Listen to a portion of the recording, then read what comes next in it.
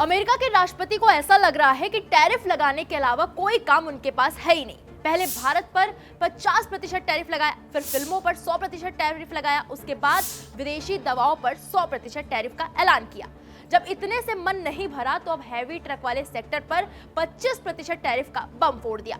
ऐसा लग रहा है कि डोनाल्ड ट्रंप का दूसरा नाम ही टैरिफ मैन हो गया है। दरअसल ट्रंप ने अब नया ऐलान किया है कि अमेरिका में विदेशी ट्रकों पर नया टैरिफ लागू होगा। ट्रंप के मुताबिक सभी मीडियम और हैवी ट्रकों पर जो अमेरिका में अन्य देशों से आएंगे उन पर 25% टैरिफ यानी कि शुल्क लगेगा। अमेरिका के राष्ट्रपति डोनाल्ड ट्रंप ने अपने इस फैसले से एक बार फिर अपनी ट्रेड पॉलिसी को सख्त करने का ऐलान किया है। ट्रंप ने अपनी ट्रुथ सोशल साइट पर एक पोस्ट में लिखा, 1 नवंबर 2025 से अन्य देशों से संयुक्त राज्य अमेरिका में आने वाले सभी मध्यम और भारी शुल्क वाले ट्रकों पर 25% की दर से टैरिफ लगाया जाएगा। अब सवाल उठता है कि ट्रंप के इस ऐलान से किसे सबसे ज्यादा झटका लगेगा। तो बता दें, ट्रंप के इस फैसले का असर कई देशों पर पड़ेगा। मैक्सिको, कनाडा, जापान, जर्मनी और फिनलैंड को सबसे बड़ा झटका लगेगा। मैक्सिको अमेरिका को सबसे ज्यादा मीडियम और हैवी ट्रक निर्यात करता है। 2019 से अब तक मैक्सिको की ट्रक एक्सपोर्ट 3 गुना बढ़कर करीब 3.4 लाख यूनिट हो चुकी है। अमेरिका, मैक्सिको और कनाडा के बीच बने USMCA समझौते के तहत अभी तक ट्रक बिना किसी टैरिफ के आयात किए जा सकते हैं, बशर्ते कि उनकी 64% वैल्यू नॉर्थ अमेरिका से आती हो। नया टैरिफ इस व्यवस्था को प्रभावित कर सकता है।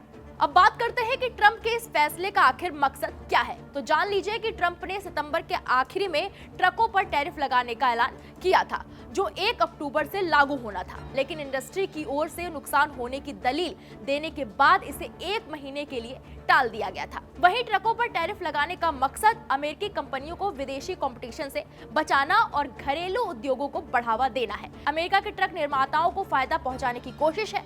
राष्ट्रपति डोनाल्ड ट्रंप ने कहा, ट्रकों पर टैरिफ लगने से घरेलू ट्रक उद्योगों को बढ़ावा मिला। अमेरिका की ट्रक निर्माता कंपनियों, ट्रक निर्माताओं, वर्करों और मजदूरों को फायदा होगा। विदेशों से आयात होने से घरेलू कंपनियां कमजोर पड़ रही थी, लेकिन अब ऐसा नहीं होने दिया जाएगा।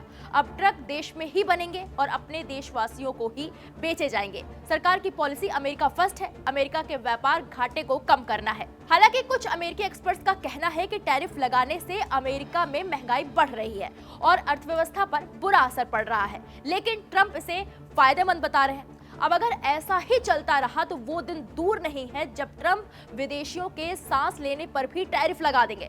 फिलहाल अब ट्रंप के इस नए ऐलान पर आपकी क्या राय है, हमें कमेंट बॉक्स में जाएं और जरूर बताएं। They were champions for their people who never gave up and who never ever.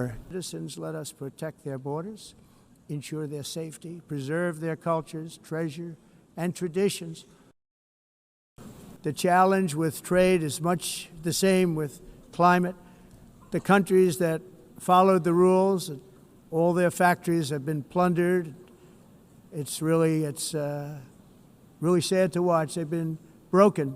They've been broken by countries that broke the rules. That's why the United States is now applying tariffs to other countries, and much as these tariffs were for many years applied to us, uncontrollably applied to us.